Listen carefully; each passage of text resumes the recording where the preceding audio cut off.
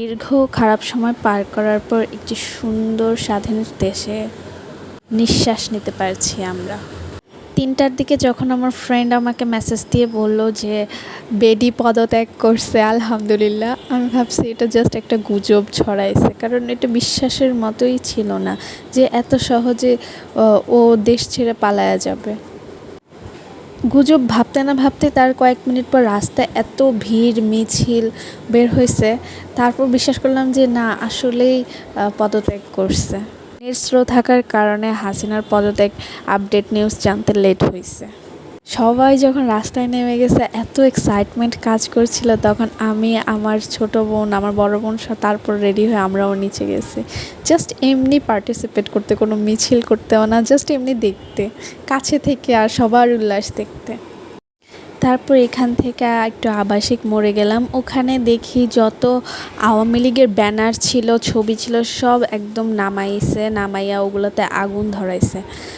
তো ওইটারই একটা কালো ধোঁয়া। আমি এখানে ভাবতেছিলাম এখানে আবার কেন আগুন টাগুন লাগাচ্ছে, পরে বুঝলাম যে ওদের ব্যানার যেগুলো ছিল সেগুলো সব নামাইছে। এদিকে হাসিনার পদত্যাগের খুশিতে আমার ফ্রেন্ডের বাবা, ওনার ফলের বিজনেস, তো ফলের মধ্যে যে পেয়ারা ছিল সব মানুষকে বিতরণ করছে।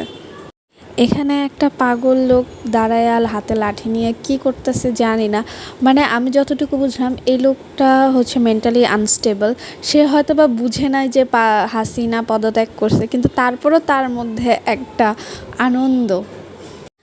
আমার ফ্রেন্ডের বাবা তারপর হচ্ছে ফলের যে ঝুড়িটা ছিল, ওই মিছিল যেখানে করতেছে সেখানে গেছে, ওখানে যে সবাইকে পেয়ারা দিচ্ছিল, বড় বড় পেয়ারা যেগুলো ছিল সবাইকে দিয়ে দিচ্ছিল। এটা হচ্ছে আমার বোনের ফ্রেন্ড। আপুরে ফোন করে বলছি যে আবাসিক মোড়ে আসো, তারপর জড়ায় টড়ায় ধরলো যে হাসিনার পদত্যাগ হয়েছে। কত হ্যাপি একটা। আর এরপর আমরা প্ল্যান করলাম যে একটু মিরপুর 2-এর দিকে যাব, তো ওখানে একটু খাওয়া দাওয়া করব এটা ভাবছিলাম।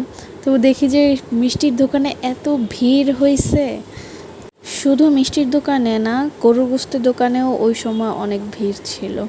আমি ড্রেস চেঞ্জ করে আবার বাইরে আসছি যে হাসিনা পদত্যাগে আমরা হচ্ছে একটু খাওয়া দাওয়া করব।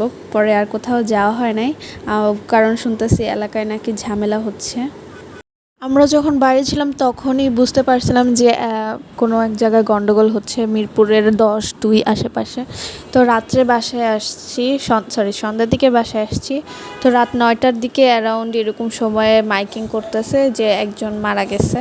তারপর আমার ছোটো বোন দোকানে গেছিলো, দেখে দোকানপাট সব কিছু বন্ধ, রাস্তার সব লাইট টাইট একদম সব বন্ধ। তো ওনারা বলতেছে যে এখানে একটা লোক গুলি খেয়ে মারা গেছে আজকেই, তো এর জন্য নাকি এই দোকানপাট অফ করে রাখছে। পরে আমরা ছাদে গেছি, ছাদে গিয়ে দেখি যে ওনার লাশ নিয়ে যাচ্ছে জানাজারের জন্য, একদম রাস্তার পশ্চিমের দিকে হচ্ছে লাশটা রাখছে, আর ওনার জানাজা হয়েছে। উনি নাকি পুলিশের থেকে 4 রাউন্ড গুলি করছে, এর জন্য উনি মারা গেছে।